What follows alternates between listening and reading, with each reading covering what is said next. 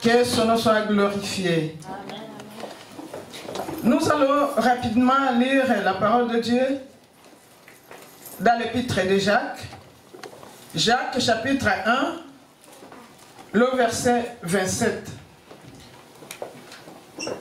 Je ne sais pas s'il y a quelqu'un qui ne comprend pas français, s'il vous plaît.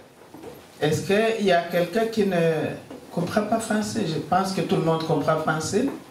Oui? Oui. Dieu merci. Lisons Jacques chapitre 1, le verset 27. Celui qui a vu, il peut lire rapidement.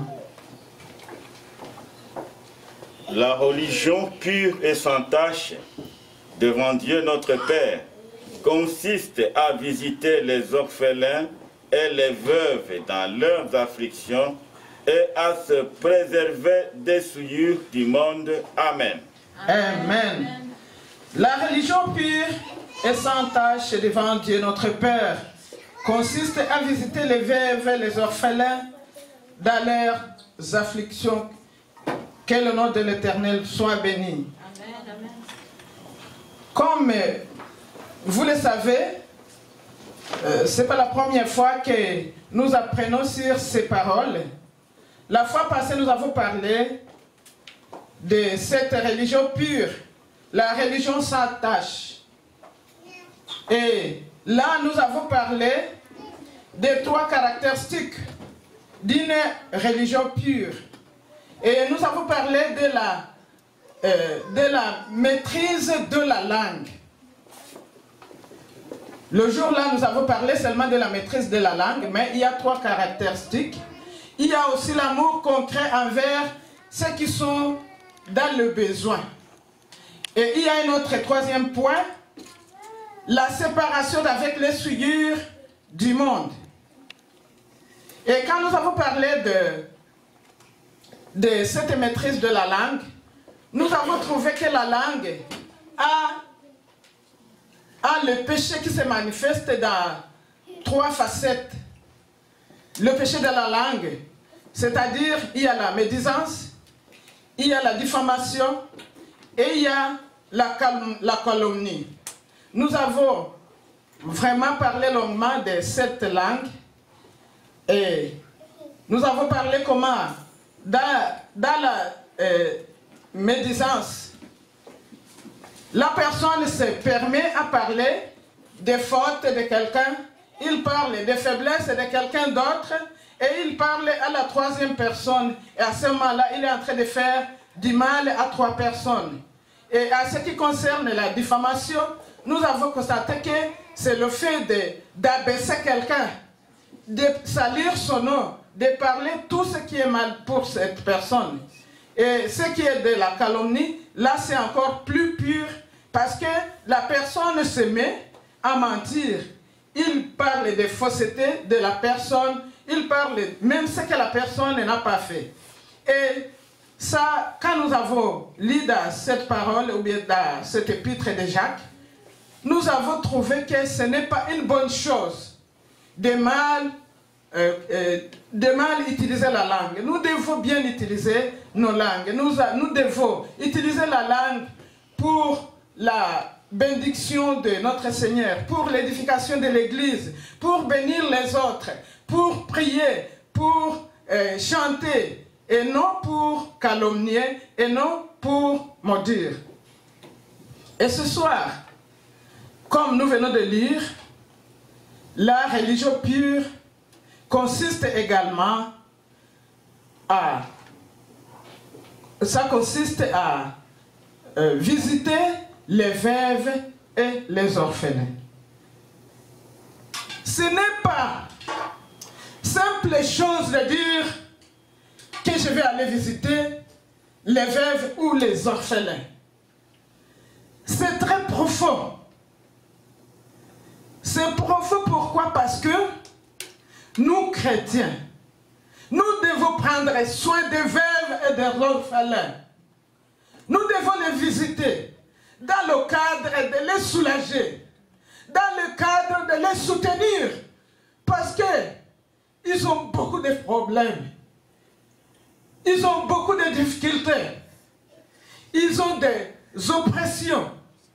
Et à ce moment-là, c'est à nous, l'Église de Dieu, d'aller vers eux, vers les orphelins, les veuves, parce qu'ils ont besoin de nous pour les soulager, pour les soutenir. Quand nous lisons la parole de Dieu, dans l'Ancien Testament, dans Exode chapitre 22, le verset 21 à 23, dans Deutéronome, le chapitre 14 aussi, ça nous parle comment est-ce que notre Dieu, il a donné l'ordonnance à son peuple de s'approcher des veuves et des orphelins, de se souvenir des veuves et des orphelins, de se souvenir des étrangers et de s'occuper d'eux. Dieu lui-même, il a recommandé son peuple à veiller sur ces gens. Parce que, si vous regardez très bien, un orphelin, c'est quelqu'un qui n'a pas de père. Et même peut-être, il n'a pas de mère. Et une veuve, c'est quelqu'un qui a perdu son mari. Il a besoin de quelqu'un pour le soutenir. Et à ce moment-là, vous voyez dans l'épître de Jacques, lui, il n'a pas insisté sur les étrangers. Parce qu'il parlait avec les Israélites. Et les Israélites, eux-mêmes, ils étaient des étrangers. C'est pour cela qu'il a parlé seulement dans son épître, il a parlé des veuves et des orphelins. Mais quand nous voyons, et quand nous nous souvenons de l'histoire d'Israël, nous trouvons que les Israélites, ils peuvent facilement comprendre cette parole. Parce qu'eux-mêmes, ils ont vécu l'oppression dans le pays d'Égypte, sous l'esclavage du roi Pharaon. À ce moment-là, ils comprennent bien cette parole, ou bien cette notion. Vous savez, mes chers frères et sœurs, notre Dieu, il agit comme un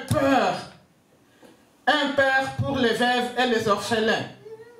Raison pour laquelle il a associé, dans l'Ancien Testament, il va associer les veuves et les orphelins chez les Lévites. Vous connaissez très bien que c'est les Lévites qui travaillaient comme sacrificateurs. Maintenant, à ce moment-là, ils vivaient des offrandes, des prémices, des dîmes et de la récolte. C'était pour les Lévites, parce qu'ils s'occupaient du travail de Dieu, et maintenant, c'est à eux qu'on donnait toutes ces choses. Mais Dieu lui-même, dans sa parole, il a associé les veuves et les orphelins et les étrangers. Parce que les étrangers aussi, ils n'ont pas de terre. Quand je parle de ça, c'est un autre sujet. Et je n'aime pas parler des dîmes et des offrandes. Mais je peux vous dire en quelques mots, parce que mon père, il fut aussi pasteur. Je me souviens, il y avait des femmes qui venaient chez nous chaque fois. Ils venaient avec des paniers de maïs, des haricots, les cossettes au manioc, le riz. Et il disait, je me souviens, il disait, papa pasteur, je n'ai pas voulu commencer à utiliser mon chat avant d'amener quelque chose pour vous donner. C'était quelque chose comme les prémices. Avant d'utiliser mon chat, je veux que vous preniez sur ça. Et vous savez, ce que les pasteurs faisaient avec ça, c'est au Congo, au Rwanda, au Burundi, c'est comme ça que ça se faisait. Alors, il y avait beaucoup de récoltes auprès de l'église. Ils mettaient ça dans le bureau et les denrées périssables, on pouvait les vendre et ce n'était pas pour le pasteur seul. Mais cet argent, ou bien c'est bien qu'on amenait à l'église, c'était pour aider les veuves et les orphelins. C'était pour aider les gens qui étaient en besoin.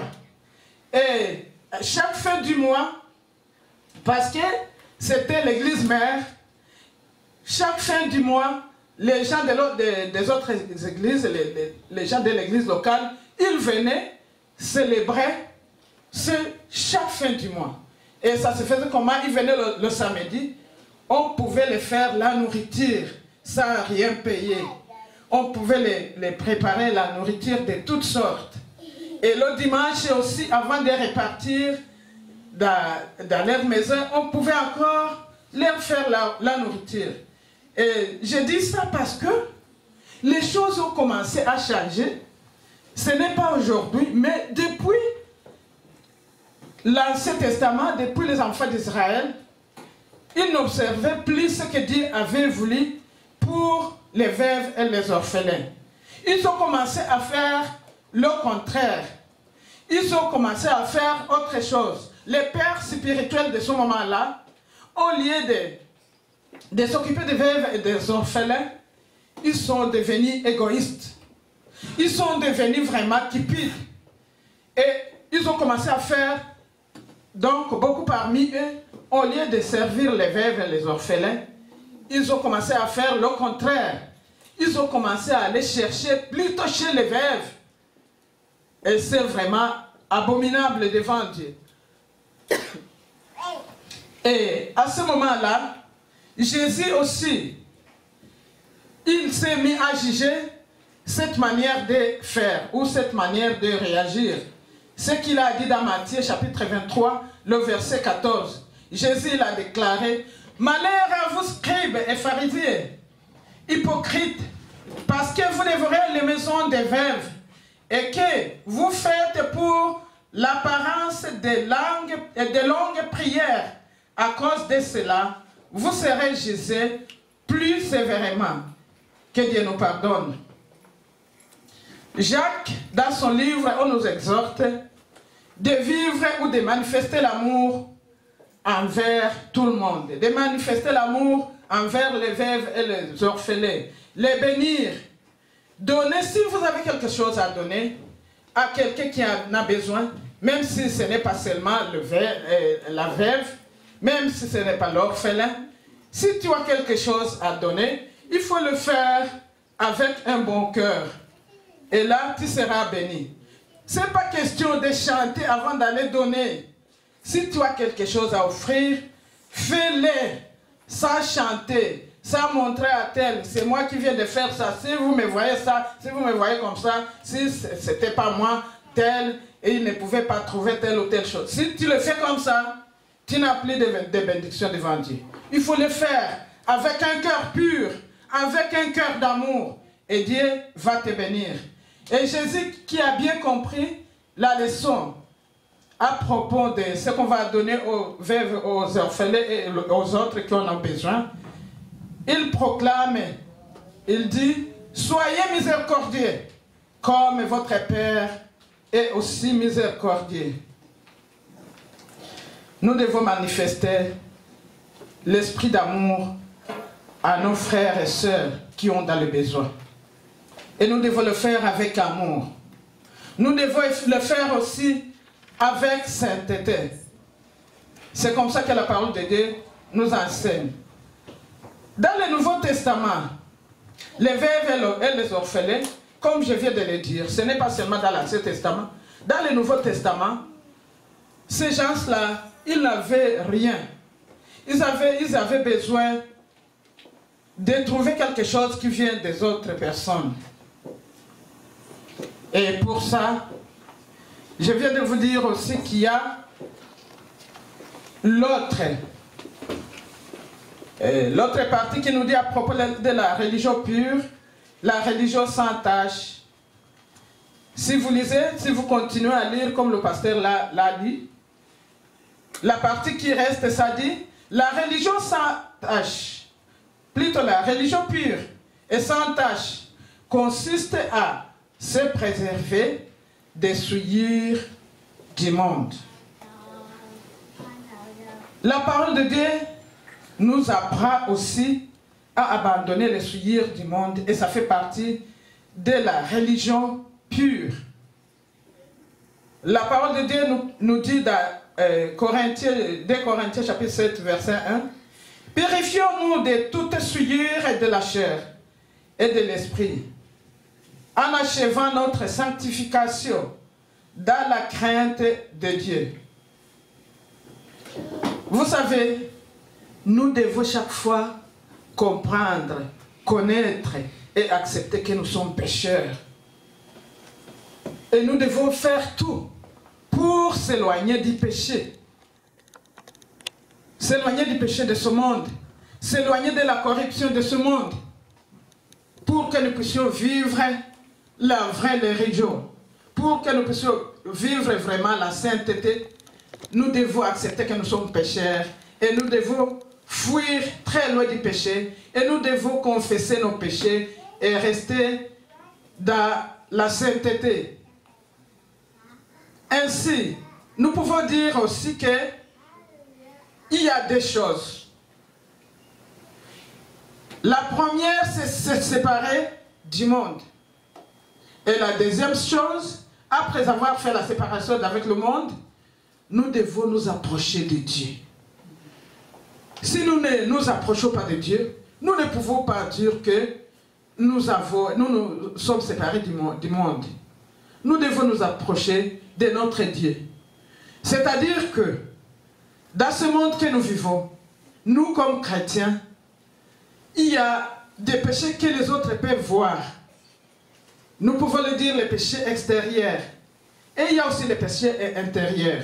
Les péchés que les autres peuvent te voir en train de faire, c'est ce que nous appelons le péché extérieur. On peut te voir en train de voler. On peut te voir en train d'être ivre. On peut te voir en train de faire, je ne sais pas, la fornication. Les autres peuvent être au courant de ce que tu es en train de faire et voir même ce que tu es en train de faire. C'est le péché extérieur. Et il y a d'autres péchés. Même si tu ne fais pas ces péchés-là que je viens de citer. Le péché des mensonges. Mais il y a les autres péchés qui sont dedans. C'est-à-dire les pensées, les mauvaises pensées. Le mauvais comportement. Les choses que les autres ne voient pas. Les choses que Dieu lui-même voit. Tu peux penser que tu es en train de le faire en cachette. Mais Dieu qui voit tout, il te voit. Et c'est pour cela qu'il faut vraiment abandonner tout péché, que ce soit extérieur, que ce soit les péchés intérieurs. Nous devons abandonner ces péchés. Et pour abandonner ces péchés, nous devons obéir à la parole de Dieu. Pour abandonner ces péchés, nous devons obéir notre Seigneur Jésus-Christ. C'est pour cela que dans Jacques, le chapitre 4, le verset 7 et 8, la parole de Dieu déclare: soumettez-vous à Dieu, résistez au diable, et il fuira loin de vous. Approchons-nous de Dieu, et il s'approchera de nous. nettoyez vos mains, pécheurs. Purifiez vos cœurs, hommes irrésolus. Ici, Jacques, il est en train de nous montrer la voie par excellence pour que nous puissions vraiment vivre une vie de sanctification. Nous devons nous purifier, nous devons abandonner tous les péchés, nous devons vivre la sanctification, nous devons vraiment abandonner tout ce qui nous empêche de vivre la sainteté devant notre Dieu. Et comment vous pouvez, ou bien comment nous pouvons faire pour nettoyer nos cœurs? Nous devons nous repentir. Nous devons dire tout à Jésus. Nous devons vraiment confesser tous nos péchés. Et nous devons les abandonner. Pas aujourd'hui, j'ai fait le même péché. Demain, je viens demander pardon. Après demain, je tombe encore dans le péché. Dieu ne sera pas content. Il veut que nous abandonnions les péchés et venir humblement vivre dans sa grâce. Que Dieu vous bénisse. Une parole qui touche le cœur. Il ne veut pas l'appeler une grande parole, mais c'est une parole qui touche et qui bouleverse. Je veux résumer la prédication de maman en très peu de mots. En fait, elle vient de nous parler du christianisme pratique. Christianisme pratique. Et le christianisme pratique comprend d'abord les bonnes œuvres. L'apôtre Jacques dit, la foi sans les œuvres est morte. Une foi, quelqu'un qui dit qu'il a la foi et qui ne soucie pas des veuves et des orphelins. Quelqu'un qui dit qu'il a la foi et qui ne soucie pas de ses frères et sœurs qui sont mal au besoin, son christianisme-là est faux. C'est la première chose. Alors, dans notre mission, nous avons des grandes choses à faire. Pratiquons notre foi, car le Seigneur nous a créés pour de bonnes œuvres afin que nous les pratiquions. Et parmi ces bonnes œuvres, il y a visiter les veuves et les orphelins, les aider et les soulager dans leurs afflictions. Ça, c'est très important. Mais comment y parvenir au moment où nos cœurs sont remplis d'égoïsme, de cupidité et d'amour propre? Je crois que le moment est venu pour ouvrir les yeux et ne pas seulement regarder sur nos propres besoins, mais de regarder aussi sur les besoins de nos prochains, de nos frères et sœurs, sur les besoins de ceux qui nous entourent. C'est ça notre mission. Le Seigneur nous envoie en mission. Et la mission, ce n'est pas seulement aller très loin. La mission que notre Seigneur Jésus nous a confiée commence là à côté de toi. L'œuvre de Dieu est là à côté de toi. L'œuvre de Dieu, c'est cette veuve. L'œuvre de Dieu, c'est cet orphelin-là qui a besoin d'être soutenu par toi. Deuxième chose pour le christianisme pratique, c'est s'éloigner et se purifier de toutes les souillures du monde. Alléluia. Amen. S'éloigner et se purifier de toutes les souillures du monde. Que Dieu nous aide. Amen. Et la prédicatrice a été claire. Mais retenons seulement ces deux choses. Vivons un christianisme pratique. En faisant quoi? En faisant quoi? Je voudrais que nous comprenions bien cet enseignement. Vivons un christianisme pratique. En faisant premièrement quoi? En visitant les veuves et les orphelins dans leurs afflictions. Affliction, ça veut dire en les soutenant. Deuxièmement, vivons notre christianisme pratique en nous éloignant de toutes les souillures du monde. C'est de cette façon, et de cette façon seulement, que nous allons accomplir notre mission dans ce monde, d'être la lumière du monde et le sel de la terre. Est-ce qu'il y a quelqu'un qui a été béni par le message de ce soir? Moi. Moi, j'ai été béni et nous rendons grâce à Dieu pour cela. Je vais très rapidement donner les annonces. Alors, l'église Christ Espérance des Peuples se réunit chaque dimanche de 14h à 16h. Nous avons des pratiques. La chorale se réunit ici chaque samedi de 14 à 16h. Parfois, nous pouvons excéder cette heure-là. Nous avons des cellules de prière à Laval, à Longueuil, à Brossard, dépendamment des disponibilités de chacun. On se réunit pour prier dans nos cellules. À part ça, chaque dernier samedi du mois, il y a études bibliques ici à l'église et adoration. Je crois que c'est tout. Oui, je rappelle aussi la journée de consécration que nous aurons le 9 septembre. Je donne la parole au pasteur. Alléluia. Je voudrais encore une fois nous rappeler que le 9 septembre, nous aurons ici une cérémonie de consécration des serviteurs de Dieu. Vous allez me demander pourquoi consacrer les serviteurs de Dieu si rapidement.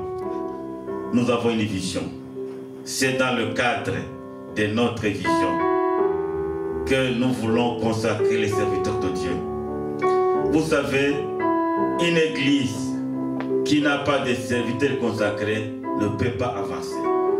Et dans notre vision, nous ne sommes pas des...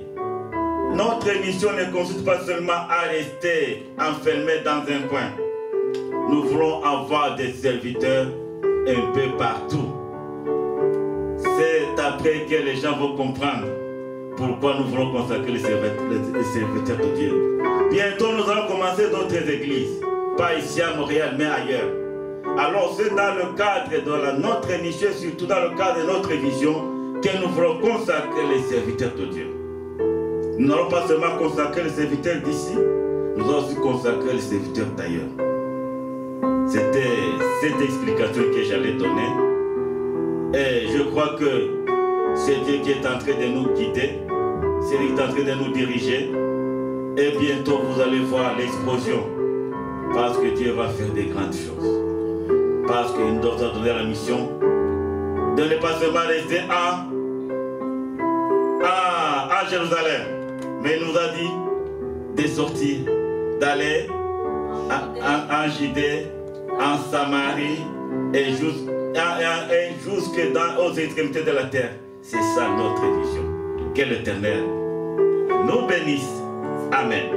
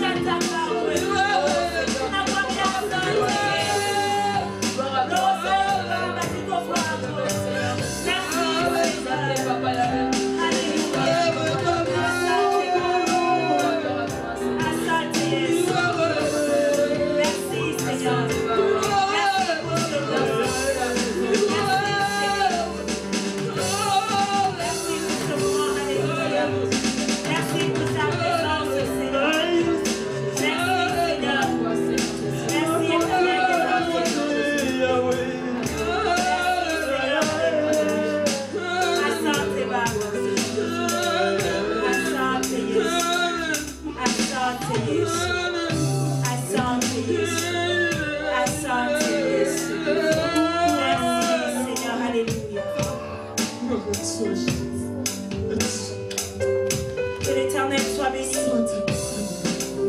Nous rendons grâce à Dieu pour ce moment d'adoration, de louange que nous venons de passer en sa présence. Que son nom soit glorifié, que son nom soit honoré. Sois béni, roi des rois. Dieu Tout-Puissant, nous te rendons grâce pour ce soir. Nous te rendons grâce pour ta parole. Nous te demandons, Père éternel, de faire en sorte que cette parole puisse s'enraciner en nous. C'est très difficile parce que souvent nous sommes égoïstes. Souvent nous regardons sur nous-mêmes, sur nos propres intérêts, sur nos propres besoins. Souvent nous oublions les autres. Nous nous méfions des autres. Nous oublions même les veuves et les orphelins. Mais ta parole vient de nous défier. Accorde-nous ta grâce, Père éternel, pour que nous puissions vivre un christianisme pratique. Un christianisme pratique, une foi vivante, une foi qui accomplit de bonnes œuvres à l'endroit des veuves, à l'endroit des orphelins, à l'endroit des démunis. Ô Père éternel, accorde-nous ta grâce pour que nous puissions vraiment vivre un christianisme pur, nous éloigner, nous détruire du monde, en fuyant le mal, en abandonnant le péché et en faisant le bien autour de nous, et tout pour la gloire de ton Saint-Nom. Père éternel, merci. Merci car tu nous exauces. Merci car pour la parole que tu nous as préparée aujourd'hui. Fais à ce que tu puisses continuer à travailler dans nos cœurs, puisse continuer à nous transformer. Aide-nous à faire que cette parole puisse vraiment être pour nous et pour la semaine une provision qui va nous guider, qui va nous orienter, qui va nous servir de tremplin pour aller de l'avant dans ton royaume et surtout dans le chemin qui nous amène dans ton royaume. Oh Dieu, merci beaucoup. Tu vas bénir encore une fois ta servante. tu vas encore lui accorder l'onction à une autre parole qui va nous prêcher la prochaine fois. Je la confie entre tes mains. Oh Dieu, merci pour cette soirée. Merci pour tout ce que tu viens de faire. Merci pour toutes les bénédictions. Oh Éternel, merci. Je te prie sur le nom de Jésus. Amen.